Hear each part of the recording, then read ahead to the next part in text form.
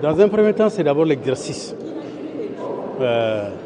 Nous avons fait le choix de rester dans le Parlement et participer au débat, faire une analyse critique de cette déclaration de politique générale, axe par axe.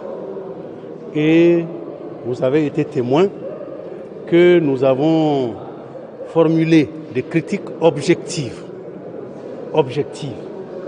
et visant à démontrer que notre pays cherche encore sa voie. Notre pays cherche sa voie parce que les fondamentaux de développement ne sont pas encore satisfaits.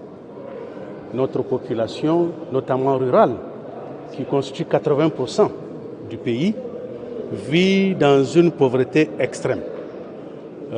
Il n'est un secret pour personne. La plupart des enquêtes sur la pauvreté rapportent qu'au Niger, il y a encore jusqu'à 76% des gens qui sont pauvres, c'est-à-dire des gens qui vivent avec moins de 3,2 $ par jour. Et ne parlons pas de l'IDH, l'indice de développement humain, qui classe notre pays parmi les plus pauvres, quand on veut être gentil, mais en fait notre pays est toujours dernier en termes d'indice de développement humain. Et aussi, il n'y a pas que la pauvreté, il y a l'insécurité grandissante qui menace jusqu'à l'existence de l'État du Niger. Donc, on va dire le bilan de la gouvernance passée est évident pour tous. Il est évident pour tous. Alors, allons-nous continuer à applaudir, à dire tout va bien, circuler, il n'y a rien à voir? Non. Nous avons fait le choix responsable de dénoncer, de nous asseoir comme opposition parlementaire, de dénoncer cette malgouvernance qui a endommagé les fondements de la République, les fondements de notre démocratie et les fondements de notre solidarité, de notre pacte social. Voici pourquoi nous avons assisté à ces débats-là. Non, pas du tout. On dit qu'on va consolider et avancer. Je voudrais bien, de ce que je viens d'expliquer, qu'est-ce qu'il y a à consolider?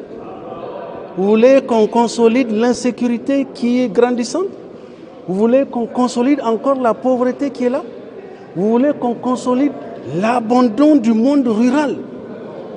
L'abandon du monde rural.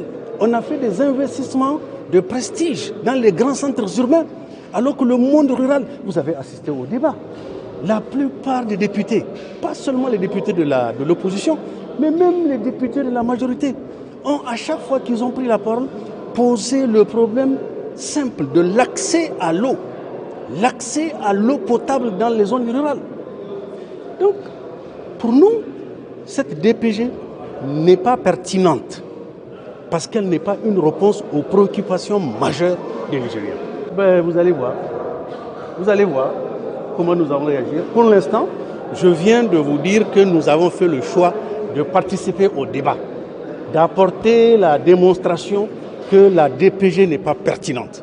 Maintenant, vous allez voir ce que nous allons donner comme consigne.